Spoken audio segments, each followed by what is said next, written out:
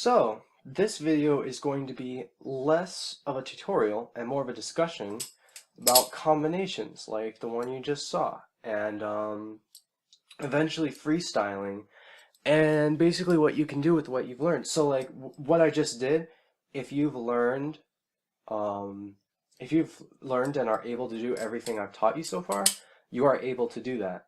What it was just a Chaplin-like rollover to a full twirl, okay, to a hellbent, to a helix, to a cherry picker, just like that. And those are all things I've taught, and they all just naturally, the hellbent naturally goes into this position for a helix. I mentioned that. Helixes and behind the eight balls, you can do a behind the eight ball straight into a cherry picker, because cherry picker starts with bite handle, and all of those ones you end up on the bite handle. Instead of catching like this and going like that, you're catching it and just going straight into it, and instead of rolling it down and going like that, you're rolling it down and putting your middle finger over it and going into a cherry picker. So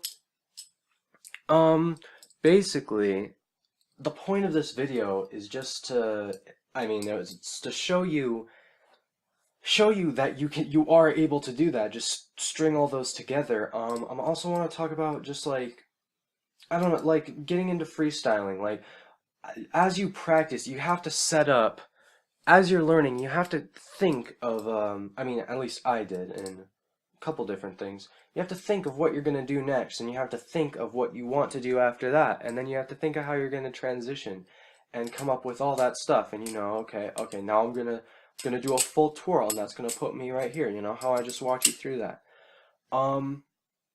If you practice enough, you're not really gonna have to do that. Your hand's kind of gonna do on your own. But freestyling takes a lot of time to get into, to get practiced in it.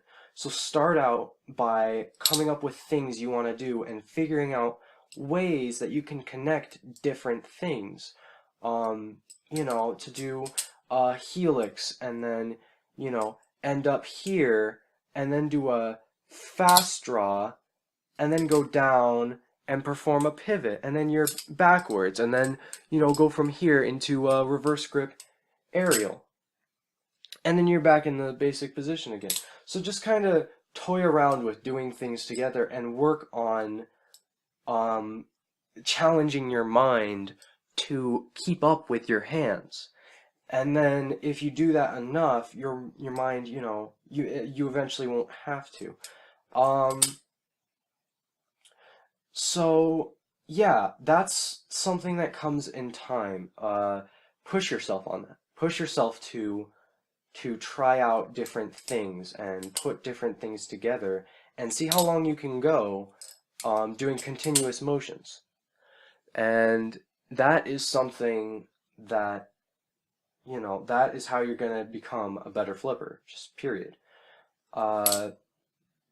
So yeah, just try that out. See if you can do the combo I did. See if you can come up with your own.